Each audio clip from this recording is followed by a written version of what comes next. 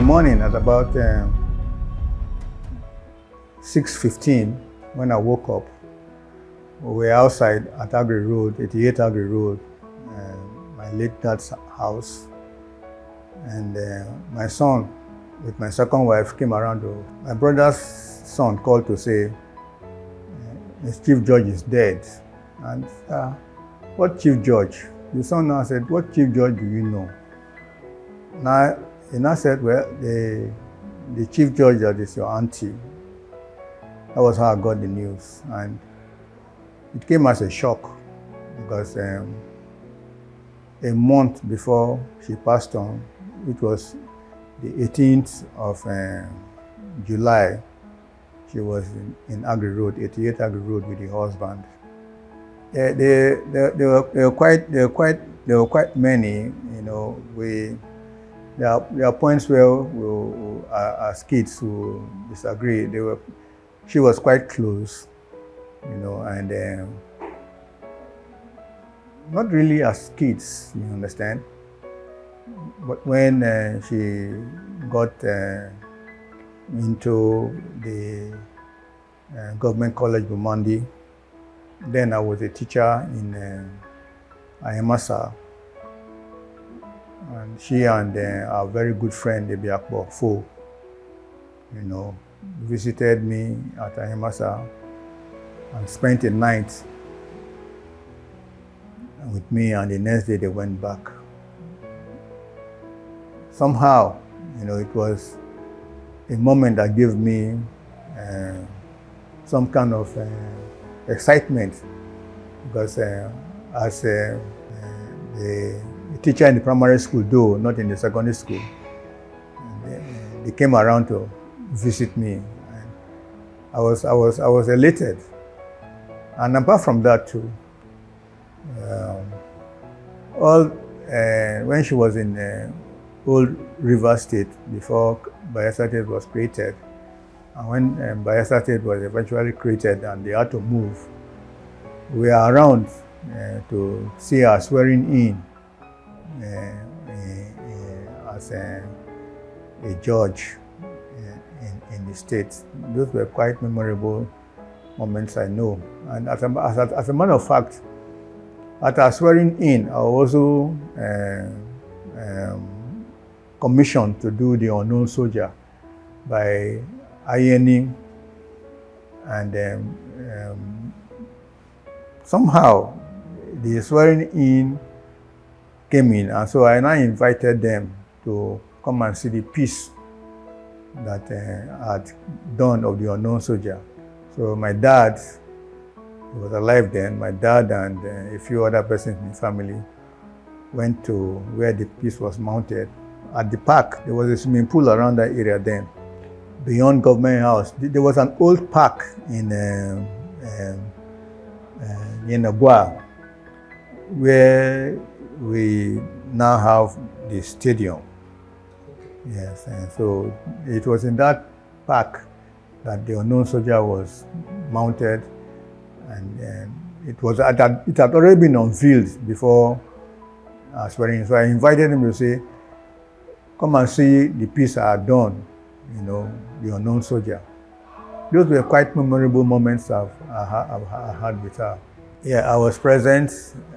It was quite elating, and for her age, to be sworn in after all the controversies, to have been sworn in was most elating, because my late father had predicted that one day she will be the chief judge of the state.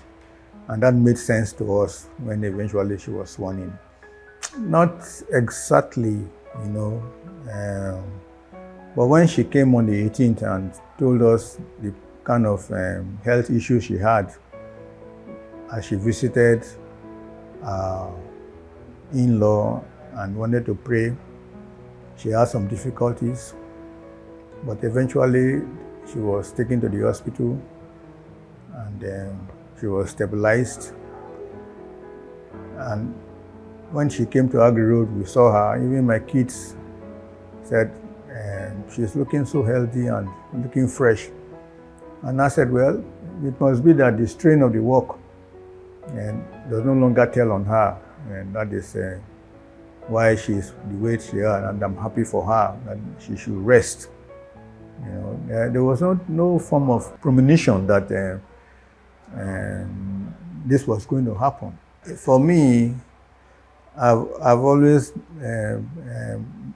tried to make her understand that after we lost our mom, that she's a mother, and I've relinquished that position to her all these years. So most of the times, because of who she is and because of what I told her about who she is, there was exactly no need for me to begin to do anything to usurp the position I've given to her.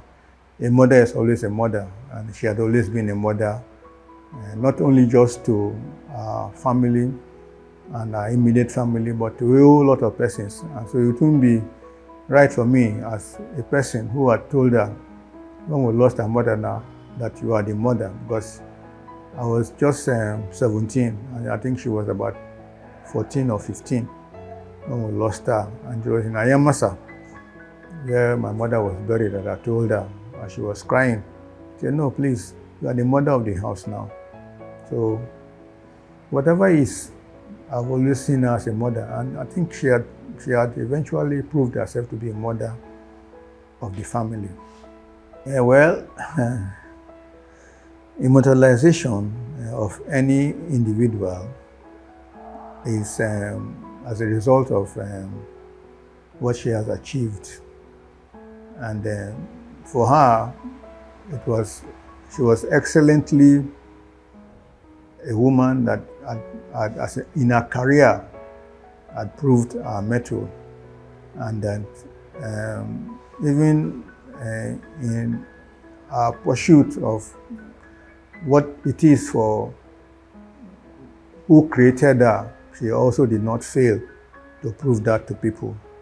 So if the state wants to immortalize her, I will wish that they, as much as they can, create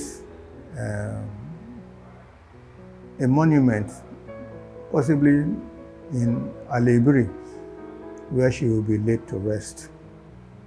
And if it's possible to, I want to be part of the persons that will do that. As a matter of fact, after I lost my dad, I also wish that I do a sculpture piece for my dad. It's just that I've just delayed a little while. If they are going to immortalize my younger sister, let me also do that for her in Abiri. Then any other thing the government wants to do to immortalize her, I won't question it. But that she has a home, her father's home, anything that has to do with her, so that every memorial of since her demise, people will gather to say we are remembering her.